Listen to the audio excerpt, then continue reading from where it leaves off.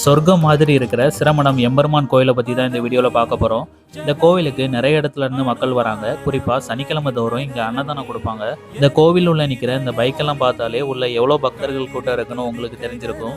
நான் ஃபஸ்ட் டைமாக இந்த கோவிலுக்கு வரேன். இந்த கோவிலை சுற்றி கண்ணுக்கு தெரிகிற தூரம் வரைக்கும் பச்சை பசேல்னு மலைகள் வயல்கள் தான் தெரியும். பார்க்குறதுக்கு அவ்வளோ அழகாக இருக்கும். இந்த கோவிலுக்கு வரவங்க இங்கே வந்தாலே நம்ம கவலையெல்லாம் மறந்து நிம்மதியான ஒரு ஃபீல் கிடைக்குதுன்னு சொல்கிறாங்க.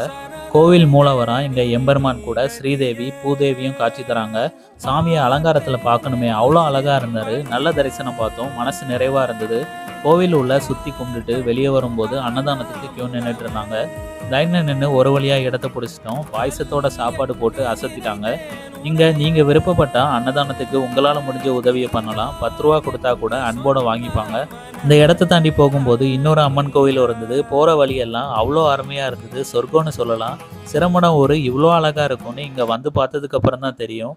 உங்களுக்கும் பிடிச்சிருந்தா லைக் பண்ணுங்கள், ஷேர் பண்ணுங்கள். ட்ராவல் ஃபுட் வீடியோஸ்லாம் பார்க்க நம்மளை ஃபாலோ பண்ணி வச்சுக்கோங்க.